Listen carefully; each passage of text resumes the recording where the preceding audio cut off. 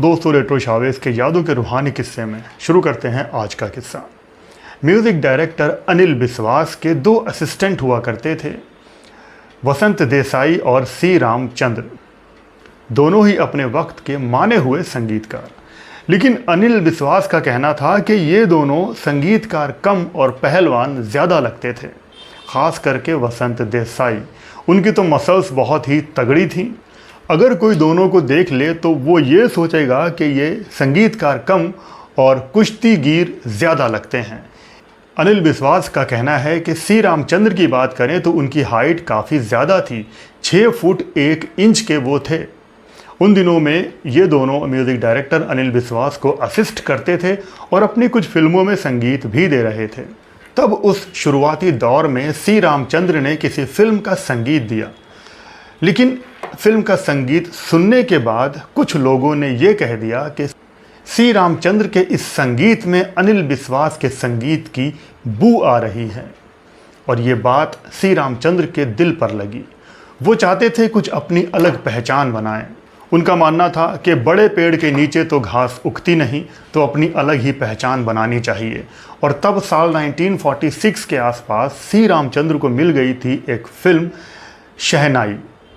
इस फिल्म को बना रहे थे पीएल संतोषी और इस फिल्म में सी रामचंद्र को म्यूज़िक देने का मौका मिला। तब पीएल संतोषी ने एक गीत लिखा और इस गाने की धुन सी रामचंद्र ने बनाई।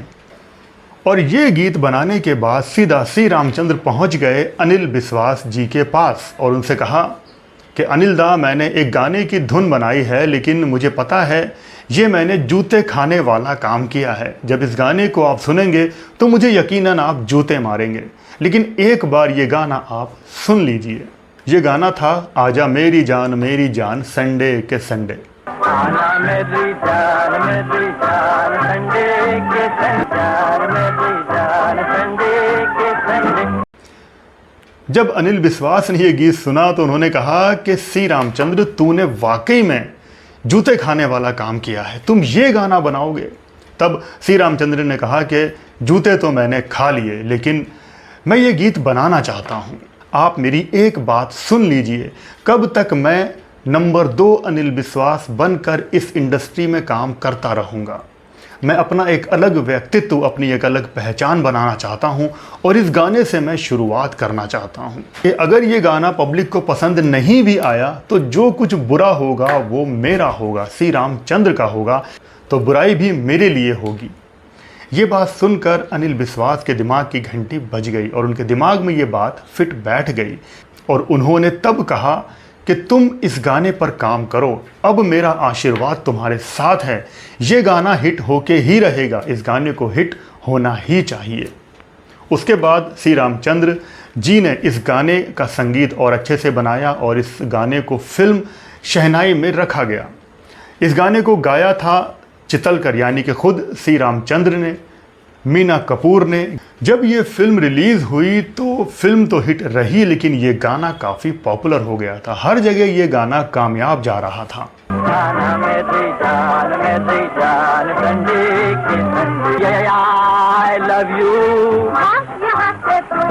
इसका पिक्चराइजेशन भी अच्छा था।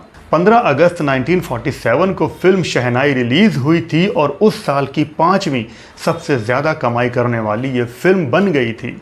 इस गाने की कामयाबी का ये आलम था कि बाद में इस गाने पर टीवी ऐड भी बना। आपने ज़रूर देखा होगा, मेरी जान मुर्गी के अंडे। मेरी जान मुर्गी के अंडे खाना मेरी जान। इस फिल्म में सिंगर एक्टर किशोर कुमार जी ने भी काम किया था। वो इस फिल्म में पुलिस इंस्पेक्टर बने थे। साथ में दिलीप कुमार के भाई नासिर खान भी इस फिल्म में थे। कुमकुम ने काम किया था और भी कई सारे कलाकार थे। तो इस गाने के बाद तो सी रामचंद्र को उनकी अपनी पहचान मिल गई और उसके बाद उनका एक और सुपर डुपर हिट गाना आया था इना मीना डीका डाए डामानी का, जिसको किशोर कुमार जी ने बड़ा ही लाजवाब गाया था।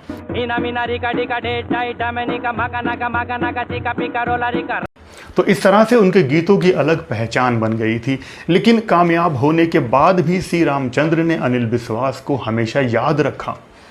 कामयाब होने के बाद उन्होंने एक बार कहा था कि मैं अनिल बिस्वास का असिस्टेंट हूँ। इस बात को बड़े बड़े अक्षरों में लिखवा कर अनिल बिस्वास के घर में लगा दिया जाए। जब ये बात अनिल बिस्वास को पता लगी कि सी रामचंद्र ने ऐसा कहा है, तब अनिल दा की आंखें नम हो गई थीं। कामयाब होने के बाद भी जिनका साथ उन्होंने दिया, सी रामचंद्र उनको कभी नहीं भूले। ऐसा ही कुछ किस्सा था वसंत देसाई के साथ। वसंत देसाई अनिल बिस्वास जी को कहते थे कि मैं तुम्हारा हनुमान हूँ। 1968 के आसपास का ये किस्सा है। ऋषिकेश मुखर्जी के निर्देशन में बनी फिल्म आशीर्वाद रिलीज़ होने को तैयार थी और दिल्ली में इसकी एक प्राइवेटली स्क्रीनिंग रखी गई थी कुछ ख़ास लोगों के लिए। तब अनिल बिस्वास के घर पर ऋषिकेश मुखर्जी और वसंत देसाई आए थे और उनसे कहा था कि दिल्ली में वो इस फिल्म को देखने के लिए उनके साथ चलें। लेकिन अनिल बिस्वास उन दिनों में बहुत बीमार थे। उन्होंने कहा कि मैं नहीं जा पाऊँगा। तब वसंत देसाई ने कहा कि तुम क्यों नहीं जा पाओगे, ये तुम्हारा हनुमान है ना, मैं तुम्हें लेकर जाऊंगा। और तब वसंत देसाई ने अनिल बिस्वास को अपने कंधों पर उठाया और घर से बाहर निकल गए। गाड़ी में उनको बिठाया और तब फिल्म आशीर्वाद अनिल बिस्वास के साथ सब लोगों ने देखी। तो इस तरह से ये दिल को छू लेने वाले किस्से थे। इस किस्से का जिक्र खुद अनिल बिस्वास जी ने अपने इंटरव्यू में किया है। तो आप मुझे कमेंट करके ये ज़रूर बताना कि मेरी जान संडे के संडे वाला गीत आपने सुना है या नहीं, और जो इसका टीवी पर ऐड आता था 90s के दौर में, मेरी जान मुर्गी के अंडे, क्या ये आपने सुना और देखा है?